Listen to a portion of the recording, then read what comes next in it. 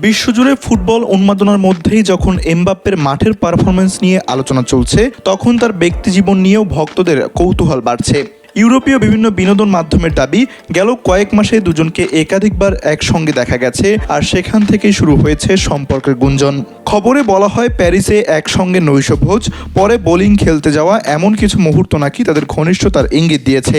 এছাড়া সার্ডিনিয়া ও ইবিজায় একসঙ্গে অবকাশ কাটানোর খবরও প্রকাশিত হয়েছে কিছু আন্তর্জাতিক মিডিয়ায়, যদিও এসব ঘটনার কোনো আনুষ্ঠানিক ছবি বা নিশ্চিত বক্তব্য প্রকাশ পায়নি।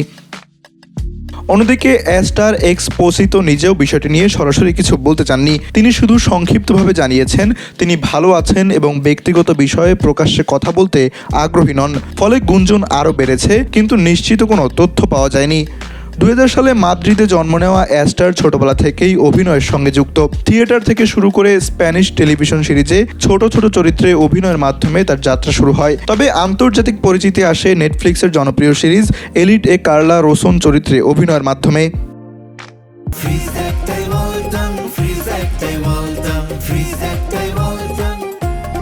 সিরিজটির পর তিনি একের পর এক আন্তর্জাতিক প্রজেক্টে কাজ করেন এবং স্প্যানিশ সিনেমা ও সিরিজ জগতে নিজের অবস্থান আরও শক্ত করেন। পাশাপাশি ফ্যাশন দুনিয়াতেও তিনি বেশ জনপ্রিয় মুখ। সামাজিক যোগাযোগ মাধ্যমে তার অনুসারীর সংখ্যাও কোটি ছাড়িয়েছে। তবে স্টার এক সাক্ষাৎকারে বলেছেন, সোশ্যাল মিডিয়া তার জীবনের খুব ছোট একটি অংশ মাত্র। বাস্তব জীবনে তিনি সেখানে দেখাতে চান না। সব মিলিয়ে এমবাপ্পে ও স্টারকে ঘিরে প্রেমের গুঞ্জন এখনও নিশ্চিত নয়, কিন্তু তারকাদের ব্যক্তিগত জীবন নিয়ে ভক্ত ও মিডিয়ার আগ্রহ যে কতটা তীব্র, এই ঘটনাই তার নতুন উদাহরণ হয়ে উঠেছে।